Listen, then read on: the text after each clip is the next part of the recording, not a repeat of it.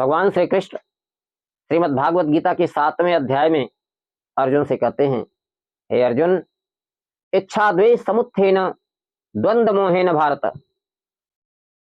सर्वभूतानि सम्मोहम सर्गे जानति परंतप।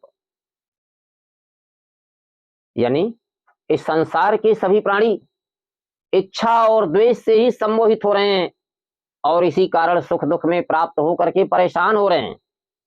इसका उदाहरण आपने पिछली कथा में देखा कि महाराज वैवस्वत मनु और उनकी पत्नी आपस में सामंजस्य न बैठा पाने के कारण राजा पुत्र चाहते थे, रानी पुत्री चाहती थी।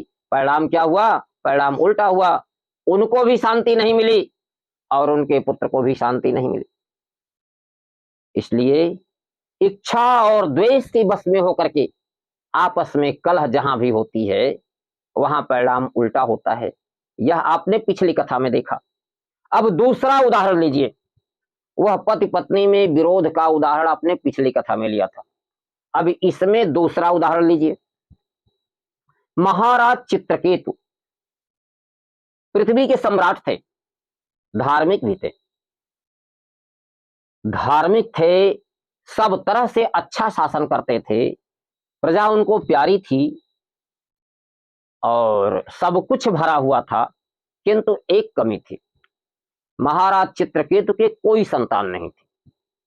अब संतान की इच्छा में वे दुखी थे और एक दो नहीं अनेकों रानियां थी, लेकिन किसी भी रानी के संतान की इच्छा से, संतान के लोभ से एक एक करके बहुत सी रानियां हो गईं, परंतु किसी भी रानी की कोई संतान नहीं। तो सारी रानियां भी दुखी थीं, राजा भी दुखी थे और पूरी प्रजा भी दुखी थी। वे राजा और रानी इसलिए दुखी थे कि उनके महल में एक बालक नहीं था। प्रजा इसलिए दुखी थी कि इतने अच्छे न्यायप्रिय महाराजा हैं, अब यहीं से इनका अंत हो जाएगा, यानी अब हमारे राज्य का कोई उत्तराधिकारी नहीं। इसलिए सब लोग दुखी थे। यानी सबकी इच्छा थी कि किसी प्रकार एक ठो राजकुमार हो जाए। मैंने अभी सारे लोग इसी इच्छा से त्रस्त हैं, दुखी हैं। एक दिन हुआ क्या कि देवर्षि नारद जी और महर्षि अंगिरा ऋषि अपना विचार किए कि हम लोग महाराज चित्रकेतु को ज्ञान का उपदेश दें, क्योंकि महाराज चित्रकेतु बहुत बड़े धार्मिक ज्ञानी विद्वान राजा हैं, उनका पुण्य बहुत अच्छा है और उनको हम लोग ज्ञान का उपदेश दे करके उनका भला करें। यह सोच करके महर्षि अंगिरा ऋषि और देवर्षि नारद जी चित्रकेतु के दरबार में आए, राज्य में आए। महाराज चित्रकेतु ने उनका भव्य स्वागत किया, उनकी पूजा अर्चना की, उनके चरण धोए, सिर झुकाए, उनको सिंहासन पर बैठाए और सब कुछ करके हाथ जोड़कर खड़े हुए, पर मन दुखी ही था। महर्षि अंगिरा ने पूछा कि हे राजन, तुम्हारा राज्य तो हर तरह से संपन्न है, समृद्ध है, तुम्हारे राज्य में तो कोई कमी नहीं दिखती, तुम्हारे महल में भी सब कुछ भरा हुआ है, तुम भी धर्मात्मा हो, सब कुछ से भरे पूरे हो, लेकिन दुखी क्यों हो?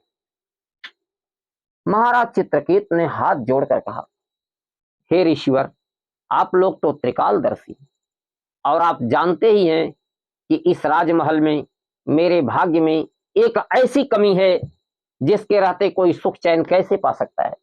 मेरे कोई संतान नहीं, मेरे बाद मेरे पितर पानी नहीं पाएंगे, मेरे राज्य का कोई उत्तराधिकारी नहीं होगा, यही चिंता मुझे सताए जा रही है। और आप लोग तपोनिष्ठ हैं, यदि हो सके तो मुझे पुत्र प्रदान कीजिए। देवर्षि नारद जी ने और महर्षि अंगिरा ने आपस में विचार किया कि महाराज चित्रकेतु के भाग्य में तो संतान है ही नहीं, फिर क्या करें? परंतु महर्षि अंगिरा ने कहा, ठीक है राजन, मैं तुम्हें अपने तपोबल से एक पुत्र दे रहा हूं, किंतु इस पुत्र से तुम्हें हर्ष भी होगा और शोक भी होगा। महाराज चित्रकेतु ने हाथ जोड़ करके आशीर्वाद स्वीकार किया। उन्होंने कहा, प्रभु पहले पुत्र तो हो। अब देवर्षि नारद और महर्षि अंगिरा यह कहकर चले गए।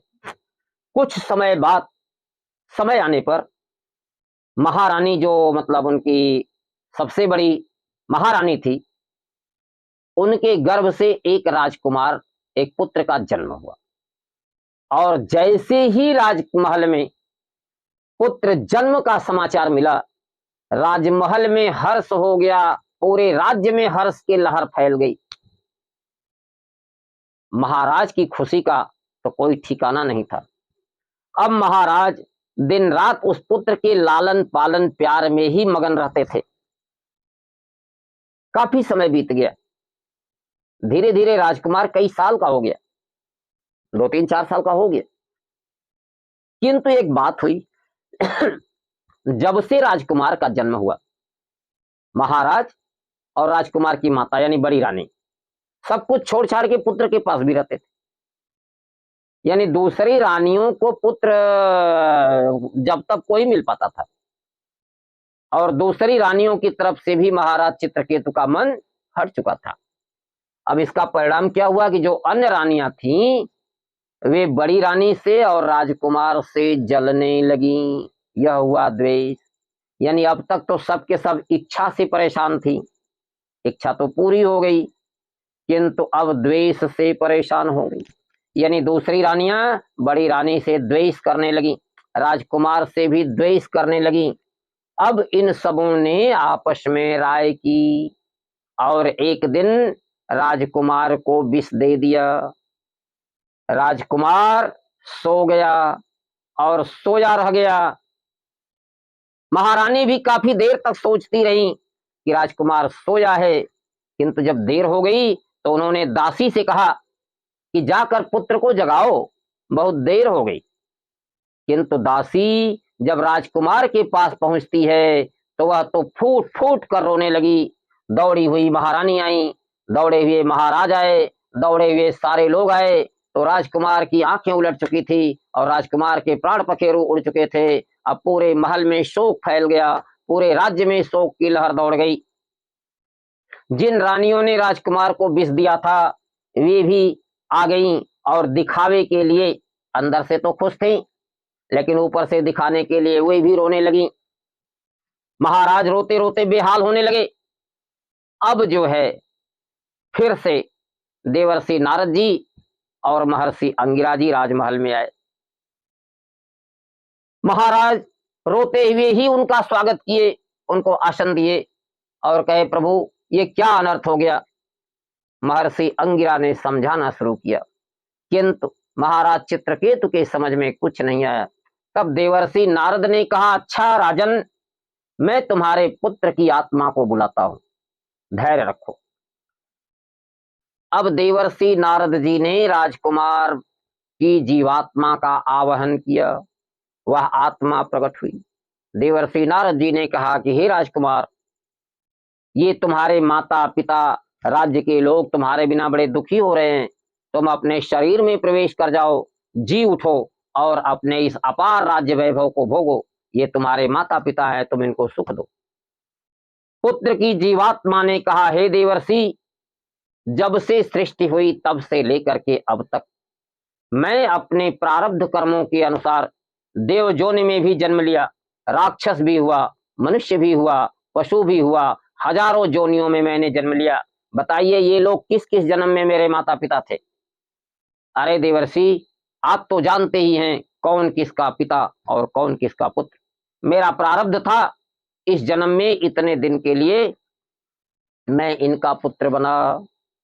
मैंने उन लोगों को जहर दिया था कभी, आज उन रानियों ने मुझे जहर दे दिया, और बस यह हिसाब किताब पूरा है। और अब न मेरा इनसे कोई नाता है, इतने दिनों तक मैं इनका पुत्र बन गया और उनका हिसाब किताब था, उन लोगों ने मुझे जहर दे दिया, सब बराबर हो गया। अब मेरा और इन लोगों का कोई नाता नहीं है, कहता हुआ जीवात्मा अंतर्ध्यान हो गई। अब देवर्षि जी ने कहा, राजन, अब तो तूने सुन लिया। अब महाराज चित्रकेतु को ज्ञान हुआ। धीरे धीरे उन्होंने देवर्षि जी के चरणों में प्रणाम किया और धैर्य धारण किया। उनको ये भी पता चल गया कि उन्हीं की रानियों ने द्वेष बस विष दिया। अब वो किसको क्या कहते, उन्हें वैराग्य हो गया कि यही रानियां जो कल तक पुत्र के लिए लालायित थीं, पुत्र होने पर जहर देने वाली भी उनकी ही रानियां थी। अब क्या हुआ, उनको वैराग्य हो गया। देवर्षि नारद और महर्षि अंगिरा ने उन्हें ज्ञान का उपदेश दिया और उन्होंने सिद्धि प्राप्त की, तपस्या किया, तपस्या के बल पर सिद्धि प्राप्त की और सिद्धि प्राप्त करके वे विद्याधर बने।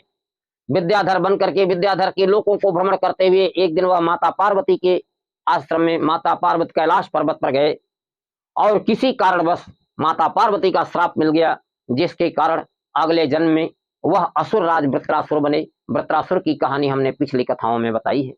तो मित्रों, इस पूरे संसार में लोग इच्छा और द्वेष के कारण सुख दुख को प्राप्त हो रहे हैं और इसका निष्कर्ष क्या है कि जहां आपस में प्रेम हो, जहां एक दूसरे से लोग सामंजस्य बनाए, वहां सब कुछ आगे बढ़ता है।